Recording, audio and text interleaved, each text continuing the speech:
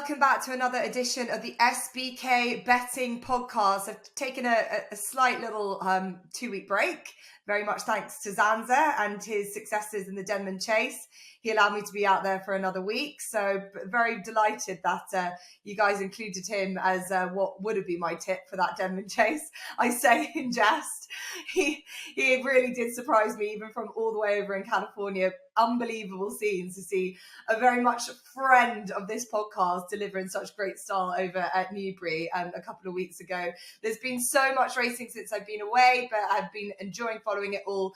And the one race which will live long in the memory, I think we can all agree, was last weekend, Shishkin. What a performance back at Ascot, back to his very best. The last time you would all have been listening to this podcast, Ross Millar would have been waxing lyrical about the case to be made for this horse. Do not give up on a horse just for one poor run, especially with the profile of Shishkin. And you were right, Ross. You put your faith in the horse and he duly delivered at what was probably giving away money in the end at 7-2. And now he heads to what looks very much likely the Ryanair. And as Nicky Henderson said, they've been getting the trip wrong all this time. This horse is a stayer in the making. Could be a Gold Cup horse, potentially maybe next year. But for one thing, we know certain, last week was a magnificent performance, as you had essentially attested to. So you must have been delighted to have seen it. Yeah, I was really delighted. I like to keep a good eye on them as they go down to the start, and I just thought he went to the start in the manner of a much more on-form horse. I know Nico sort of dismissed that earlier in the week when it was put to him that was the case, but I think having jumped 2 fences, it was game over from there, really. I thought Fakir de Uderi got a fairly average ride out wide, but I don't think that was ever going to change the result. I thought he jumped beautifully. You know, still looks like just for a second as he came along alongside to challenge coming into the straight, you know, Nico had to sort of nudge him along, but as soon as he gets to the front, the turbo kicks in and away he goes. And I think, you know, as a sport, we're not in a great place at the moment for lots of different reasons, and that is a feel-good story for good people who, in my opinion, do it the right way. I took a lot of joy in seeing the horse get back to his form. Yeah, you're right. Look, at the end of the day, our sport is all about the horses, the races, and why we want to encourage more people to come and watch it, to see performances like that, to get the heartbeat going and to make us feel about, you know, what's next. I remember when Shishkin beat Enigmatic last year, it was all about the Champion Chase. Can't wait for the rematch. Can't wait to see what will happen next. Literally living on every second to see these horses again, and that's what we must promote. And quickly on his next target, obviously it's the Ryanair, but if he was yours, what would you do? Would you be tempted to go Gold Cup? No, I wouldn't. And if he was mine, I'd be letting the boss man make the choices. I just think if you take it literally, then yes, of course, you want to go and win a Gold Cup. Winning a Gold Cup is worth 3, 4, 5 Ryanairs. I get that. But I do approach things a bit more from my background with horses. I have some understanding of what they've had to go through to get the horse here. And I think there is a danger you go up again, 3.25 miles. Every Gold Cup ever won has been a slog. You know, they go to the depths. And I think you'd be in danger of losing him again. I know people will say, well, he's 9, he'll be 10 next year. He can't win a Gold Cup as a 10-year-old. He's pretty lightly raced. So I think they've got it spot on for what it's worth. Hopefully win the Ryanair, perhaps go to Aintree and run over 3 miles there. King George, and then Gold Cup next year. Yeah, like, he's certainly got the pedigree to suggest that he could do that. But yeah, there's no rush.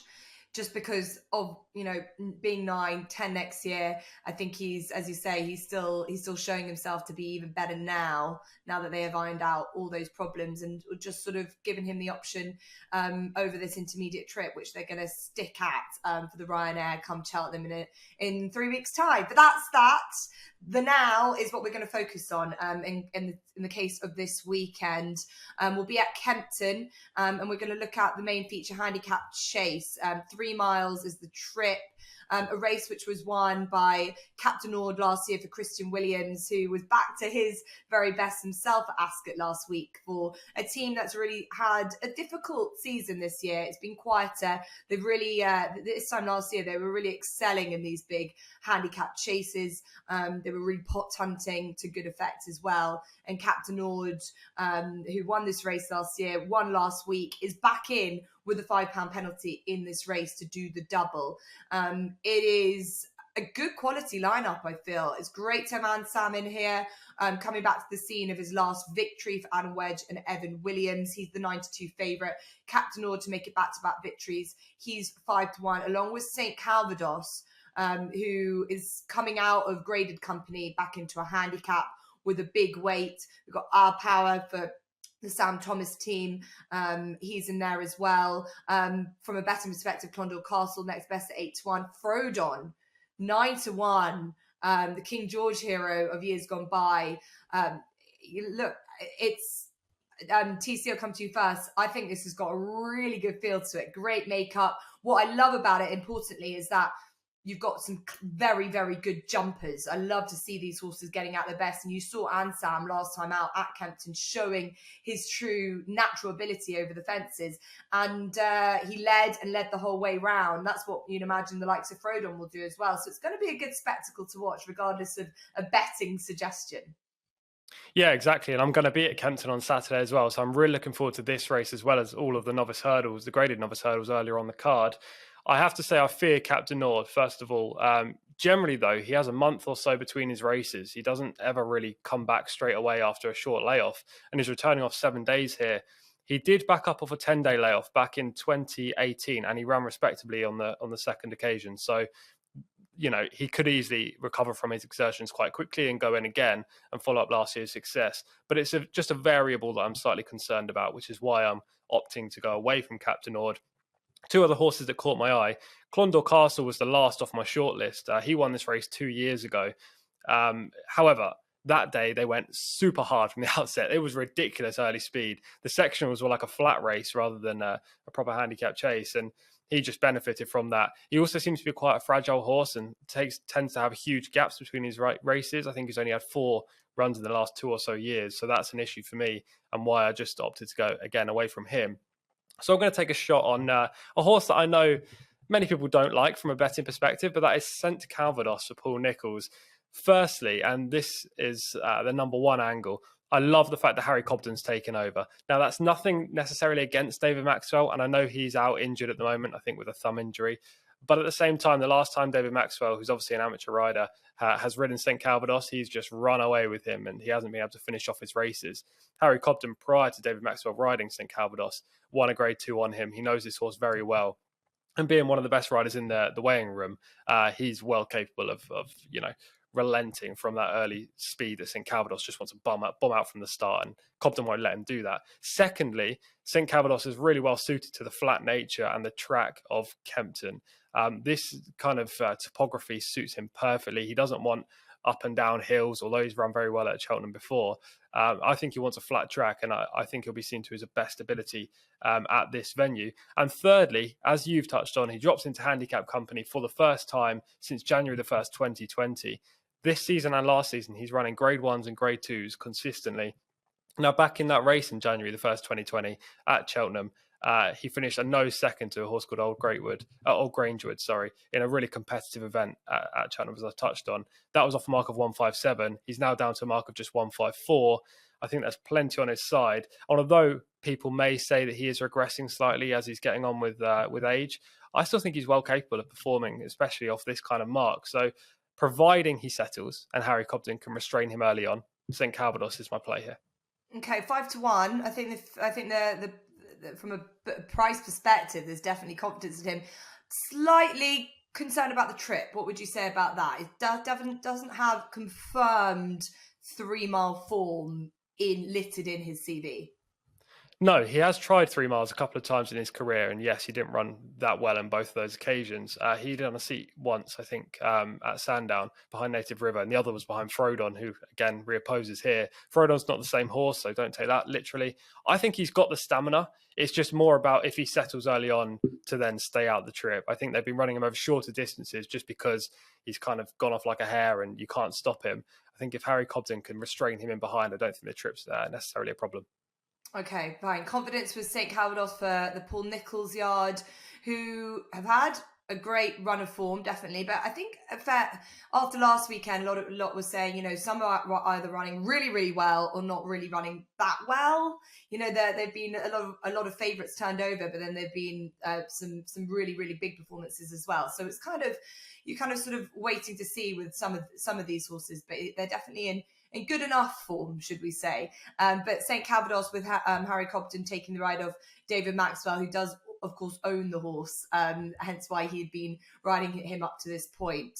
Okay, thanks for that, TC. Ross, as I mentioned, looking forward to seeing it. I know for you, being such a big jumps fan and loving, especially from a chasing perspective, and it's a good test at Kempton. It's not you've got to be quick. You've got to be, right there in the right position, and just got to jump well. Big field. I think it's going to be really fun to watch.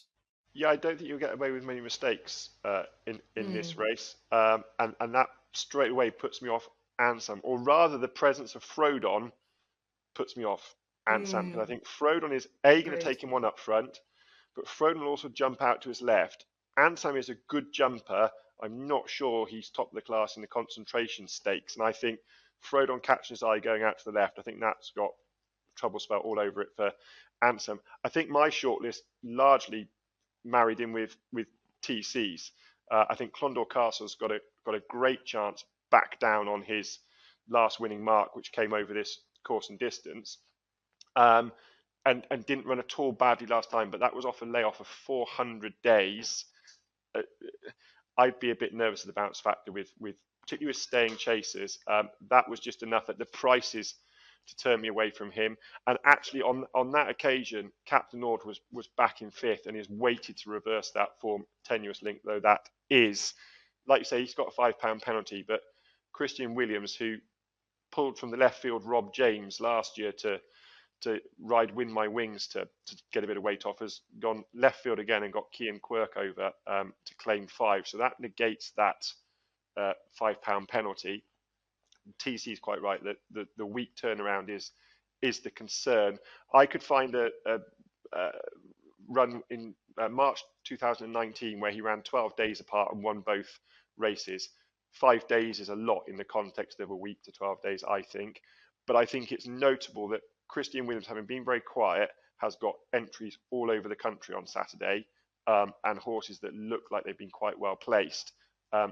He's quite a trainer that gets really into momentum, and I think he obviously feels that he's got in the right place. And I think he's been very open about the fact that he's not been happy with how they've been through the middle of the winter. So I've got a lot of faith that he wouldn't be turning him out and wasting this mark and this opportunity. So Captain Nord definitely goes on my list.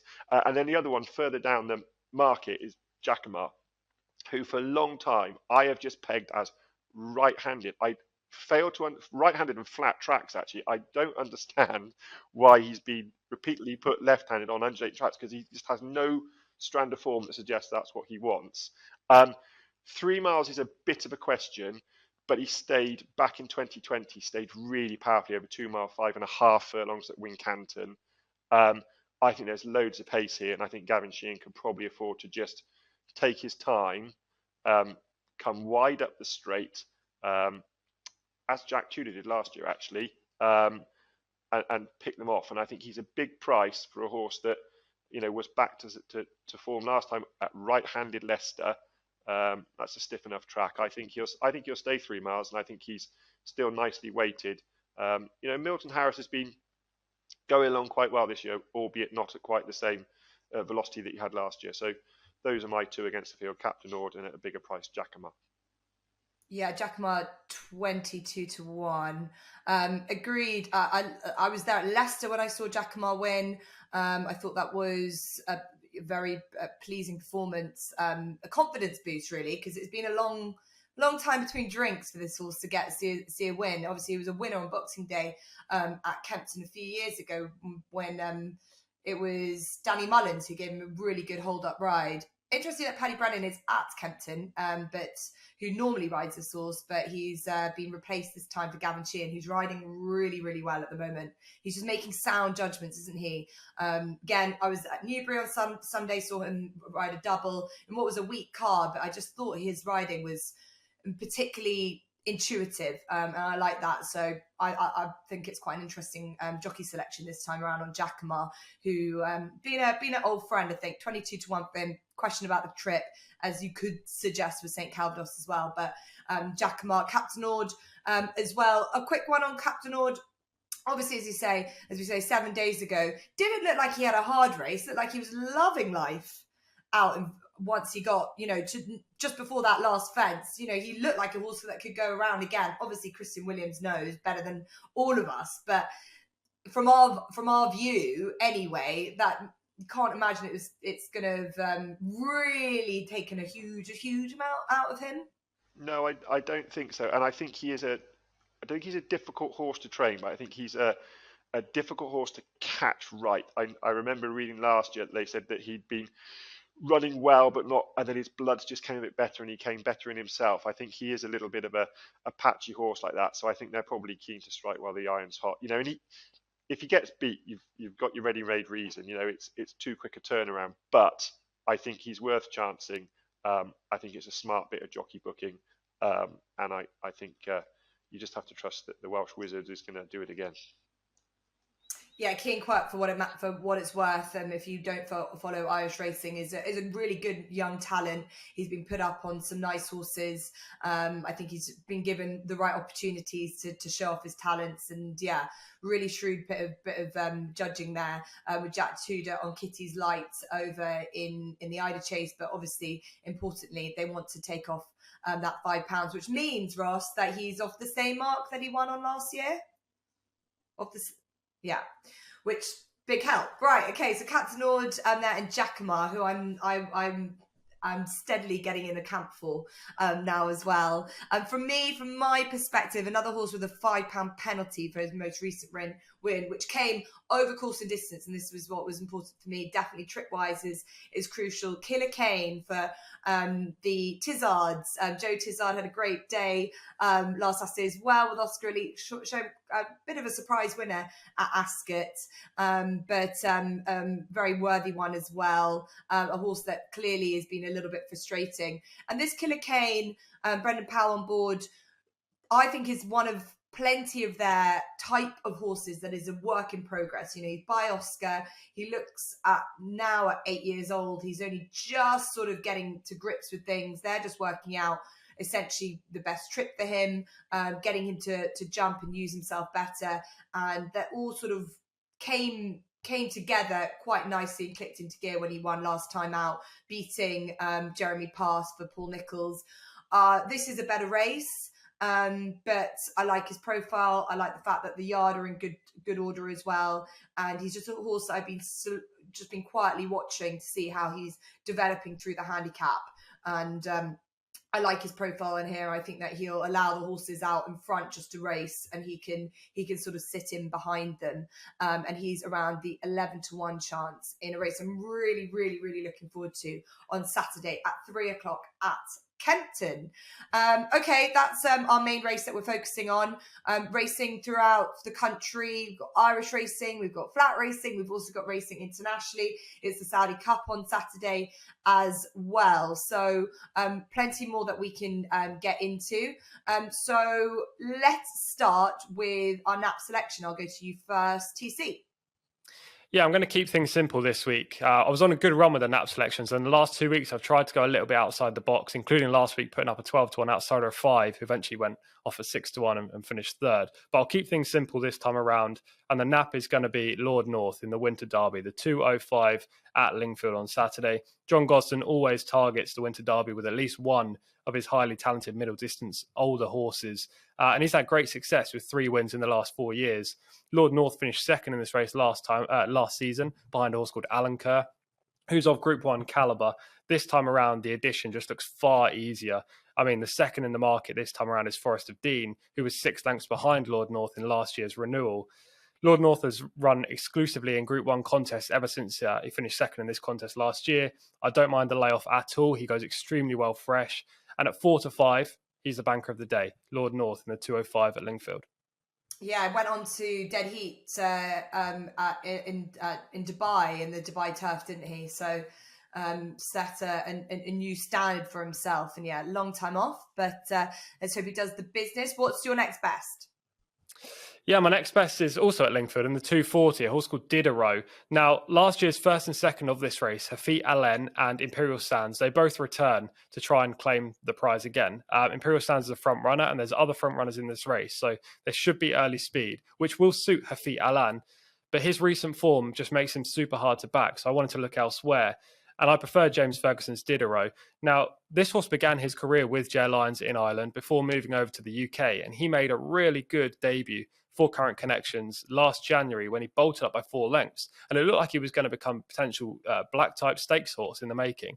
However, things haven't worked out. He's been on a winless drought of 7 races ever since. However, he's back to a good mark, just 95 this time around. He's returned this season after a decent absence at Southwell with a real eye-catching second. At a track I just don't think suits him. I think he's a speed horse, and Southwell, obviously, with a long home straight, relies on a grinder as well as having speed. So I think the return to Lingfield will definitely suit Diderot. The one time he's run here before, he was held up right out the back, had traffic issues, and still almost won that race. I think he's very well handicapped, and with a likely end-to-end gallop with numerous front runners in this race, I think he's got a fantastic chance in the 240 at Lingfield. Okay, 2 selections on Winter Derby Day for TC at Lingfield. Thank you for that, TC. Well, we'll head over to Ross and get your thoughts outside of your main selections from our feature race at Kempton.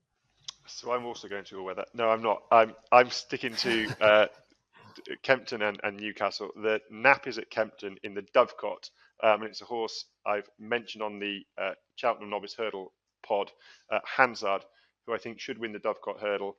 I've been really impressed with him. He's definitely a work in progress. He's keen, but I think Rhubarb will take them along here and go a good gallop out front, and that should help Jamie Moore get him settled. I think, if I'm not to get double egg on face, he needs to win this, and then hopefully his odds will contract for the Supreme Novices, which I think he's a lively outsider. And then the next best, just talking about Christian Williams, I think his best chance of the day comes in the Ida Chase, the 325 at Newcastle. Kitty's Light. I think this has been Operation Lower Handicap Mark since the start of the season, and he's now duly £3 below his last winning mark, and his last win did come all the way back in March 2021. But the reason his marks went up is he's just so consistent. The last time he ran over 4 miles, which I think is again a big plus, is stepping back up in this trip. Christian spoke at the start of the year they were going to come back to 3 miles. They didn't want to keep going to the well. He's not an overly big horse to jump fences over 4 miles. So they've tried to sort of save him a little bit. Now it goes up to 4 miles. The last time he tried a trip of this, he finished well beaten second in the Scottish National to his stablemate, Win My Wings. If she hadn't been there, he'd have been a comfortable 5-length winner. I think it was obviously a tough choice for Jack Tudor to go to Kempton or Newcastle. I think it's notable he's gone to Newcastle, and I think Christian will get across the card double by landing the Ida at Newcastle. Yeah, he threw them in the same race last year, separating them out to be a little bit more greedy and get 2 instead of the first and second. Kitty's Light definitely being just such an overachiever, regardless of what you can say, considering the price of the horse and when they bought him as a yearling, I think it was, and being flat bred essentially. But yeah, a wonderful sort. Let's see how he gets on in the Ida Chase, and thank you for your nap with Hansard, and a plug for the novice hurdle special for Cheltenham that we've just recorded. And so if you're listening to that now, definitely make the most of the opportunity of listening to our Cheltenham novice hurdle special, which has got some interesting insight and selections for the feature race meeting coming up in March. Okay, for me, I've just got one. I've got a nap, and that's for SBK ambassador George Bowie. He has sent, and it's been a long-term plan, to send Miss the Cut over to Saudi for for the Saudi Neom Turf Cup, which is at 2:05 on Saturday. Saudi Cup is going to host spectacular racing throughout the course of the day, but this horse is going to be a short price. The plan has always been to take him here. Doesn't look like a very extremely competitive race. His form speaks for itself. I think TC, who knows a huge amount more than anyone else about this, but the form with Algiers is just absolutely fabulous at this stage, considering what Algiers is doing out over in Meydan. It looks like a proper Dubai World Cup horse himself. So it speaks for himself. This could be a very, very exciting horse indeed for the whole year for George Bowie. Let's see if he can get his year underway and good start at Saudi on Saturday. Okay, that's it for this week's podcast. Thank you, as always, for listening in. A reminder that new SBK customers can get £10 in free bets by betting £10. T's and C's always apply. A reminder to subscribe to whichever podcast channel that you listen to. We're loving seeing that there have been more viewers, more listeners, especially to our Cheltenham preview podcasts. You can listen to us and watch us on our YouTube channel as well. And make sure to get involved with all the other podcast content that we've got. And especially for TC, a shout out to TC. I was in California last weekend, and I think he gave me 4 winners at Santa Anita. So if you don't listen to his Californian American tipping, you've got to now, because it's great easy money to be made, I can tell you that. So yes, a big shout out to all the additional content that you can get on our SBK ambassador and pundit content. Thank you for joining us, and we'll see you next week.